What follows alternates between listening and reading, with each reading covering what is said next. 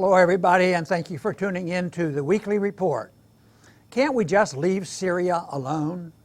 Assad was supposed to be gone already. President Obama thought it would be just another regime change operation, and perhaps Assad would end up like Saddam Hussein or Yanukovych, or maybe even Gaddafi. But he was supposed to be gone. The U.S. spent billions to get rid of him and even provided weapons and training to kinds of radicals that attacked the United States on 9/11. But with the help of his allies, Assad has nearly defeated this foreign-sponsored insurgency. The U.S. fought him every step of the way. Each time the Syrian military approached another occupied city or province, Washington and its obedient allies issued the usual warnings that Assad was not liberating territory, but was actually seeking to kill more of his own people. Remember Aleppo, where the U.S. claimed Assad was planning mass slaughter once he regained control? As usual, the neocons and the media were completely wrong. Even the UN has admitted that with Aleppo back in the hands of the Syrian government, hundreds of thousands of Syrians have actually moved back. We are supposed to believe they willingly returned so that Assad could kill them. The truth is, Aleppo is being rebuilt. Christians celebrated Easter this spring for the first time in years. There has been no slaughter once al-Qaeda and ISIS hold was broken. Believe me, if there was a slaughter, we would have heard about it in the media.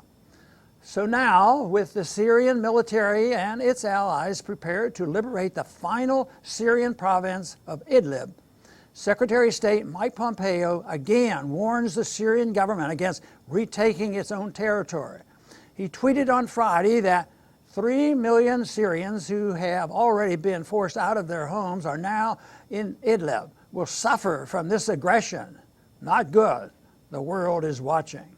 President Trump's National Security Advisor John Bolton has also warned the Syrian government that the U.S. will attack if it uses gas in Idlib. Of course, that warning serves an opening invitation to rebels currently holding Idlib to set off another false flag and enjoy U.S. air support. Bolton and Pompeo are painting Idlib as a peaceful province resisting the violence of an Assad who they claim just enjoys killing his own people.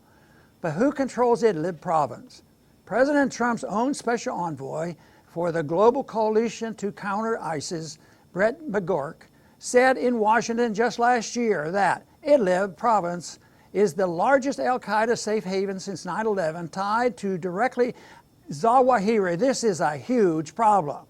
Could someone please remind Pompeo and Bolton that al-Qaeda are the bad guys?